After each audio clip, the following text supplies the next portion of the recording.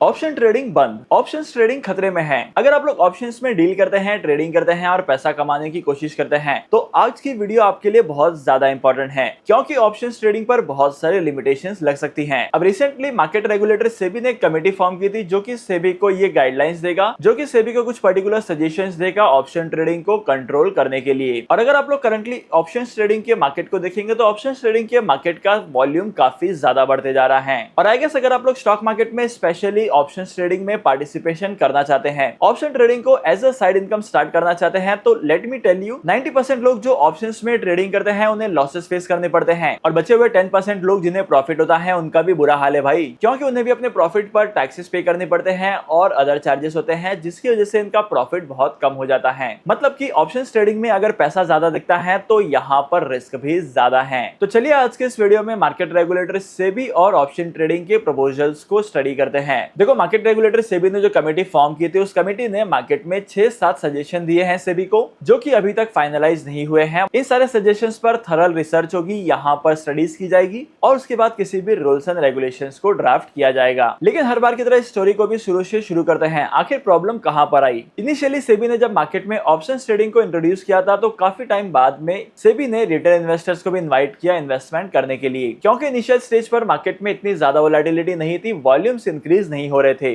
तो वॉल्यूम्स को इंक्रीज करने के लिए मार्केट रेगुलेटर सेबी ने रिटेल इन्वेस्टर्स को इनवाइट किया, और ऐसा करने के लिए सेबी ने यहाँ पर इन्वेस्टमेंट करने का क्राइटेरिया कम रखा। मतलब कि आप लोग कम से कम अमाउंट में इन्वेस्टमेंट कर सकते हैं। अब जितने भी कॉन्ट्रैक्ट में इन्वेस्टमेंट करते थे इनकी एक्सपायरीज होती थी, लेकिन जब मार्केट में वॉल्यूम्स बढ़ने लगे और ये वॉल्यूम्स जो है वो कंट्रोल के बाहर चले गए, तब ऐसी कंडीशंस में सेबी ने एक्सपायरी के टाइम पीरियड को कम किया, वीकली एक्सपायरी के कॉन्ट्रैक्ट के नंबर्स को इंक्रीज कर दिया। और इसके बाद जब ऑप्शन ट्रेडिंग के वॉल्यूम्स कंट्रोल में नहीं आए तब सेबी ने एक्सपायरी की फ्रीक्वेंसी को चेंज कर दिया और तब से एक्सपायरी डेली बेसिस पर भी होने लगी। और इसके अलावा सेबी ने मार्केट में अलग अलग रूल्स एंड रेगुलेशंस को लॉन्च किया था, अप्लाई किया था, जैसे कि ऑप्शंस ट्रेडिंग के एक लॉट के साइज को इंक्रीज करना, और जैसे जैसे एक्सपायरी की डेट नजदीक आती है वैसे वैसे मार्जिन के अमाउंट को बढ़ाना। अब मार्जिन का मतलब ये होता है कि आपको किसी पर्टिकुलर ट्रेड को एग्जीक्यूट करने के लिए मिनिमम कितने अमाउंट की रिक्वायरमेंट पड़ेगी। लेकिन अब मार्केट में ये भी माना जा रहा है कि जब मार्केट में सेबी का प्रपोजल आएगा तो इस प्रपोजल के आने के बाद से मार्जिन अपफ्रंट पे करना पड़ेगा, ट्रेड लेने से पहले ही आपको प्रीमियम का अमाउंट पे करना पड़ेगा और आपके ट्रेड को कंप्लीट करना पड़ेगा। अब देखो, मनी कंट्रोल के इस आर्टिकल में भी क्लियर बताया गया है कि मार्केट में ऑप्शंस ट्रेडिंग के सेगमेंट में ऑप्शंस के कॉन्ट्रैक्ट के नंबर्स बढ़ते जा रहे हैं, इन्वेस्टर्स का नंबर बढ़ते जा रहा है। जहां पर वॉल्यूम 1,80,000 करोड़ के आसपास का होना चाहिए था, करंटली ये वॉल्यूम पहुंच चुका है अराउंड 400 करोड़,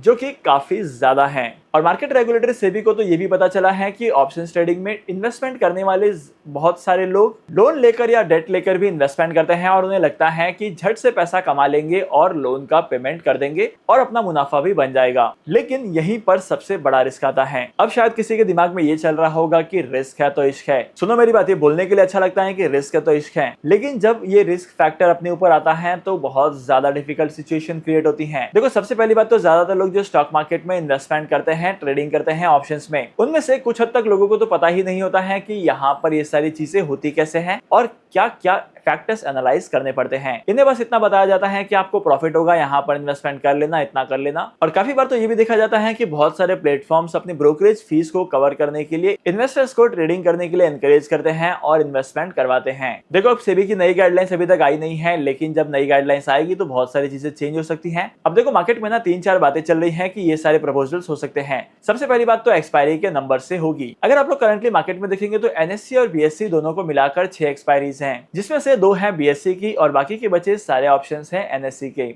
अब सेबी का ये कहना है कि मार्केट एक्सपायरी के टाइम पर किसी भी पर्सन के पास एक एक्सचेंज की एक ही एक्सपायरी का कॉन्ट्रैक्ट हो सकता है। लेट्स से अगर आप लोग इन्वेस्टमेंट करना चाहते हैं सेंसेक्स के ऑप्शन कॉन्ट्रैक्ट में, तो यहाँ पर 2 ऑप्शंस अवेलेबल हैं, लेकिन यहाँ पर सेबी के नए रूल्स के बाद से आपके पास एक ही ऑप्शन में इन्वेस्टमेंट करने का ऑप्शन रहेगा। और इसका मतलब यह है कि आप लोग किसी भी एक एक्सचेंज पर दो इन्वेस्टमेंट नहीं कर सकते हैं ऑप्शंस में with the same expiry. Second चीज, प्रोबेबिलिटी ये भी है कि मार्केट रेगुलेटर से भी इन्वेस्टमेंट के मिनिमम अमाउंट को बढ़ाकर 20 से 30 लाख तक कर सकता है, जिसकी वजह से रिटेल इन्वेस्टर्स का पार्टिसिपेशन करना बहुत हद तक कम हो जाएगा। लेट्स से अगर आपके पास 50,000 है, 1 लाख रुपीज है, 5 लाख रुपीज है, तो आप लोग इजीली इन्वेस्टमेंट कर सकते थे। लेकिन सेबी का ये नया प्रोस्पेक्ट अगर इंप्लीमेंट हो जाता है तो इसकी वजह से आपका इन्वेस्टमेंट करना काफी ज्यादा डिफिकल्ट हो जाएगा। और मार्केट रेगुलेटर सेबी का मेन पर्सपेक्टिव भी यही है कि रिटेल इन्वेस्टर्स का पार्टिसिपेशन कम से कम हो। अब देखो सेबी का जो ऑप्शन ट्रेडिंग को लेकर जो ओपिनियन है उसकी वजह से इन्वेस्टर्स के सामने नेगेटिव इंपैक्ट भी है और थोड़े बहुत पॉजिटिव इंपैक्ट भी है। बाय द वे सेबी की आने वाली गाइडलाइंस को लेकर आपका ओपिनियन क्या कहता है, let us know in the comment section. I hope कि आज के इस वीडियो का कंटेंट आपको वैल्यूएबल लगा होगा। अगर आपको आज के इस वीडियो का कंटेंट वैल्यूएबल लगा है तो इस वीडियो को लाइक करना, शेयर करना और मैं आपको मिलूंगा अगली वीडियो में